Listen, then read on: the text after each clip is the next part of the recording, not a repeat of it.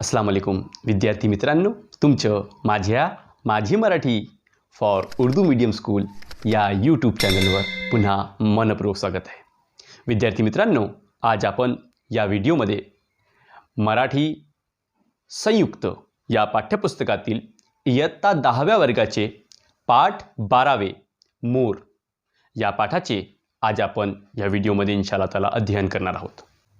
चला विद्यार्थ्यांनो, आपण या व्हिडिओमध्ये मोर या पाठाचे उर्वरित भागाचे स्पष्टीकरण बघणार आहोत. या अगोदर आपल्याला भाग 1 मध्ये पान क्रमांक 33 वरील काही उतारांचे स्पष्टीकरण करण्यात आलेलं होतं. आता या व्हिडिओमध्ये आपण उर्वरित संपूर्ण पाठाचे स्पष्टीकरण बघणार आहोत. तर चला मग आपण या स्पष्टीकरणाला सुरुवात करू. पान क्रमांक 33 आणि यातील आखिरचा उतारा, लास्ट पैराग्राफ. तो इस पैराग्राफ में हम देखेंगे कि मोर किस प्रजाति का है और मोर की उपलब्धता, मतलब मोर कहाँ कहाँ पाया जाता है और उसके शरीरयष्टि का वर्णन भी इस उतारे में है. तो देखिए, मोर हा कोंबडीच्या जमातीतील पोट जातीचा आहे. कोंबडी मतलब मुर्गी. तो मोर जो है वो मुर्गी के जमात का है. या जातीतील पक्षी लांब असतात और इस जात के पक्षी थोड़े से लांब मतलब लंबे होते हैं, ऊंचे होते हैं आणि त्यांना नखे असतात और उन्हें नाखून होते हैं. मोर मुख्यतः लांब टांगा टाकत चालत अंतर कापतात और मोर जो है, मोर के पैर वो लंबे होते हैं और वो लंबे पैर डालते डालते वो चलता है. आपने देखे होंगे मोर जब चलता है तो वो अपने लंबे लंबे पैरों की सहायता से चलता है. आणि जमिनीवर अंडी घालतात और मोर जो है वो जमीन के ऊपर ही मतलब अंडे डालता है. तितर आणि बटेर त्याच्या दूरच्या नात्यातले आहेत और तितर बटेर उसके दूर के रिलेटिव है. नाता मतलब रिलेशन. तो तितर और बटेर उसके दूर के रिलेटिव है. तर कोंबडा हा त्याच्या जवळचा भाईबंद आहे आणि कोंबडा मतलब मुर्गा मोर का नजदीक का रिलेटिव है. ब्रह्मदेश आणि आग्नेय आशियातही मोर आढळतात और मोर कहाँ कहाँ पाया जाता है? ब्रह्मदेश में पाया जाता है और आग्नेय आशिया के प्रदेशों में भी वो पाया जाता है. पण त्याच्या रंगात निळ्याऐवजी हिरव्या छटा असतात. छटा मतलब स्ट्रिप्स, जैसे वो टाइगर के स्ट्रिप्स रहते हैं उस तरह से. लेकिन ब्रह्मदेश और आग्नेय आशिया में पाए जाने वाला मोर जो है उसके बॉडी पर नीले रंग के स्ट्रिप्स के बदले हरे रंग के स्ट्रिप्स पाए जाते हैं. आणि शेपटी थोड़ी खाकी रंगाची असते. शेपटी मतलब दुम थोड़ी सी खाकी रंग की होती है. चलो नेक्स्ट. कांगो आणि आफ्रिकामध्ये आढळणाऱ्या मोराची मान निळ्या जांभळ्या रंगाची असते और कांगो और अफ्रीका देश में पाए जाने वाला मोर की मान मतलब गर्दन जांभळ्या, नीळ्या आणि जांभळ्या मतलब नीले और जामुनी कलर की होती है. Next page. हिमालयाच्या पूर्व भागात राखाडी रंगाचे मोर आढळतात और हिमालय के पूर्व प्रदेश में राखाडी रंगाचे मतलब राख की तरह रंग के मोर पाए जाते हैं. त्यांच्या पंखावर हिरव्या रंगाचे डोळे असतात और उनके पंखों पर हरे रंग के डोळे मतलब आंखें होती है. काही प्राणी संग्रहालयात पांढऱ्या रंगाचे मोर पाहायला मिळतात. प्राणी संग्रहालय मतलब जू, जहाँ पे प्राणी पक्षी ये हमें देखने को मिलते हैं. तो कई जूज में भी, कई प्राणी संग्रहालयों में भी हमें मोर, सफ़ेद मोर देखने को मिलता है. पण हे मोर खरी निसर्गदत्त नसून जपानी शास्त्रज्ञांनी तयार केलेली एक संकरित जात आहे. लेकिन सफ़ेद मोर ये नेचुरल बर्ड नहीं है.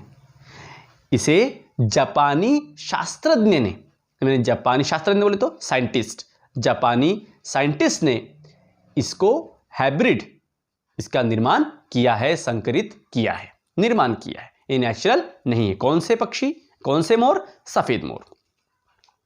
अलीकडे तर अर्धा रंग निळा किंवा पांढरा अशा रंगाच्या मोराच्या जाती तयार केल्या जात आहेत और आज के ज़माने में आधा रंग हरा और आधा रंग सफेद, ऐसे अलग अलग रंगों के भी मोर तयार किए जा रहे हैं। ज्या ठिकाणी माणसाची वहिवाट नसेल अशा अडगळीच्या सुरक्षित जागा एक खड्डा खणून लांडोर त्याच्या अंडी घालते।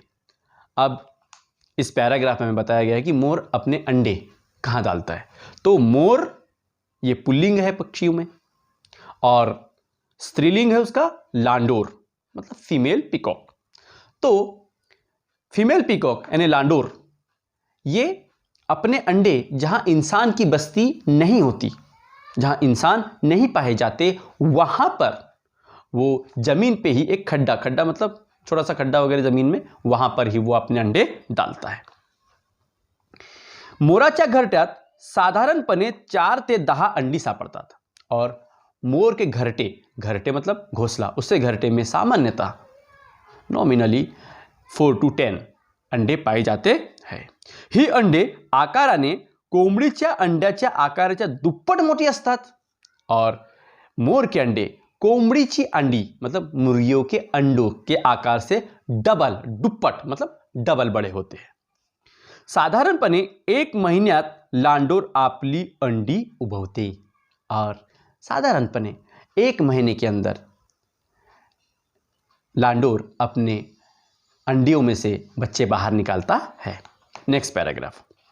अंड्यातून पिल्लू बाहेर आले की लांडोर त्यांना 2 दिवस आपल्या अंगाखाली ठेवते और अंडों के बाहर जब मोर के पिल्लू मतलब बच्चे बाहर आते हैं तो 2 दिन तक लांडोर उन्हें अपने अंदर अपने नीचे रखता है।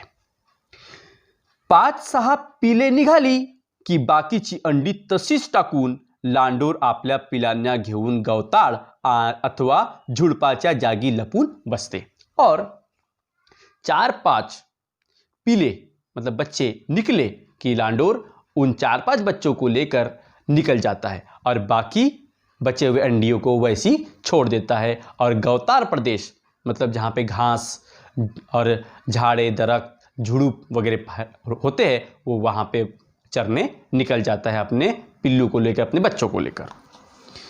तिथे जवळ 15 दिवस किंवा पिलांना उड़ता येईपर्यंत ती राहते और वहाँ पे कहाँ पे घास और झुड़ूप की जगह पे वो कम से कम 15 दिवस जवळ 15 दिन वो उनको वहीं पर लेकर ही वो लांडोर अपने पिल्लू को लेकर रहती है।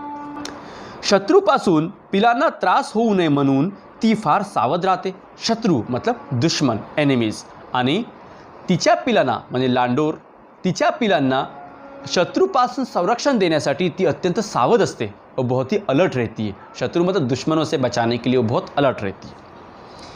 तरीही शत्रु लांडोरीला फसवून त्यातले 3-4 पिले तरी खातोच, लेकिन तभी भी दुश्मन लांडोर को फंसा करके उसको चकमा देकर उसमें के 3-4 बच्चे वो खा ही लेते हैं। मोर यावेळी लांडोरी जवळ राहत नसल्याने लांडोरीला पिलांचे संरक्षण करावे लागते और इस समय लांडोर के साथ मोर नहीं होता, इसलिए लांडोर को ही अपने बच्चों का संरक्षण अकेले ही करना पड़ता है। मोराचा केकारव वर्षा ऋतूच्या आगमन सूचवणारा आहे। केकारव केकारव मतलब क्या होता है? केकारव मतलब मोर की आवाज। तो मोर जैसे गाता है उसे केकारना कहते हैं। तो लेखक कहते हैं कि मोर जब केकारता है, जब गाता है, तो उसका अर्थ यह होता है कि वर्षा ऋतु यानी वर्षा का आगमन होने वाला है। वर्षा मतलब बारिश की शुरुआत होने वाली है। ग्रीष्म ऋतु संपता उष्णता असह्य होतो और ग्रीष्म ऋतु जब समाप्त होता है तब उष्णता यानी गर्मी बहुत ज़्यादा पैमाने पर रहती है।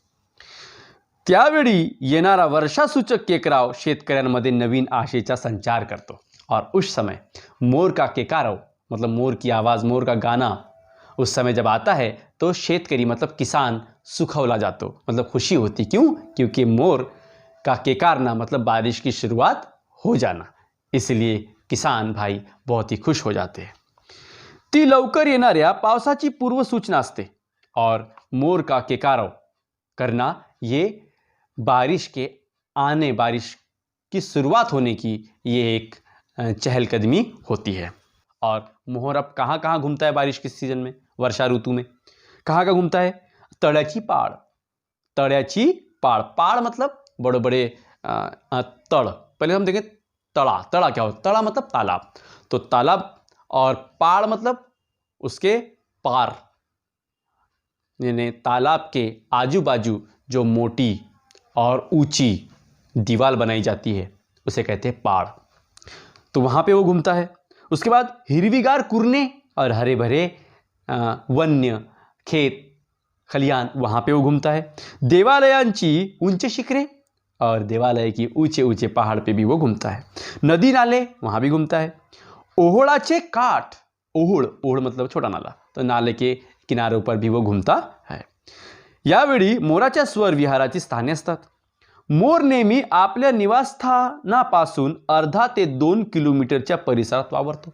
और मोर जो है अपने निवास स्थान से, मतलब वो जहाँ रहता है उससे तकरीबन 2 से 3 किलोमीटर, अर्धा ते 2 किलोमीटर अंतर पे ही वो चरता है, घूमता है। चारा सापडेल त्याचप्रमाणे तो फिरतो। चारा जहां मिलता है वो वहां घूमता है। तो आपला चारा दिवसात शोधतो, और वो अपना चारा दिन में ही खोजता है, दिन में ही ढूंढता है। काळोख पडण्यापूर्वी तो आपल्या जागेवर येऊन पोहोचतो। काळोख, काळोख म्हणजे अंधार, डार्कनेस, मतलब अंधेरा होने के पहले ही वो अपने घर लौट आता है। पहाट होताच मोर जागा होतो। ज्या झाडावर त्याने झोप घेतली असेल तेथूनच बसल्या बसल्या तो बांग देतो। और मोर पहाट में ही, मतलब सुबह सवेरे ही वो जागा होता है, और जिस झाड़ पे वो अपनी रात गुजारता है वहीं पे ही वो बांग देना शुरू कर देता है। थोड़ा वेळ आपले पंख सावरून तो वर खाली टेहळणी करतो, और थोड़ा देर वो अपने पंख संवारता है और वहीं पे ही टहलनी करना मतलब घूमता है। सूर्योदयापूर्वी अर्धा तास तो झाडाखाली उतरतो, और सूर्योदय के पहले आधा घंटा पहले वो झाड़ के नीचे उतरता है। पाळीव मोर असेल तर ज्या ठिकाणी लोक त्याला दाणे घालत असतात त्या ठिकाणी न चुकता तो नेमक्या वेळी येतो। और अगर कोई पाळीव मतलब पालतू मोर अगर हो तो जहां पर लोग उसे दाना डालते हैं वो वहां पर जमा हो जाता है। इतर अनेक पक्ष्यांपेक्षा मोर मनुष्याच्या अगदी जवळ येऊ शकतो। इतर पक्षियों के माने बाकी पक्षियों की तुलना में मोर इंसानों से ज्यादा नजदीक आता है। सकाळी किंवा संध्याकाळी अंगणात दाणे टिपण्यासाठी येणारा मोर। लहान मुलाच्या हातून केव्हा दाणे खाऊ लागतो ते ध्यानी सुद्धा येत नहीं। और मोर को दाने डालते वक्त छोटे बच्चों या इंसान के हाथ में के नज़दीक वो कब आ जाए, मोर कब आ जाए पता ही नहीं चलता, और उनके हाथ से वो दाने चुंगना शुरू कर देता है। Last paragraph. मोराला राष्ट्रीय पक्षाचे स्थान दिल्याने त्याची जोपासना व्हावी। मोर को नेशनल बर्ड का खिताब दिया गया है, इसलिए उसकी जोपासना होनी चाहिए, मतलब उसका प्रोटेक्शन, उसकी हिफाजत होनी चाहिए। मोराला राष्ट्रीय पक्षाचे स्थान प्राप्त झाल्याने आपल्या भारतवर्षात पक्ष्यांविषयी प्रेम वाढीस लागेल अशी आशा वाटते।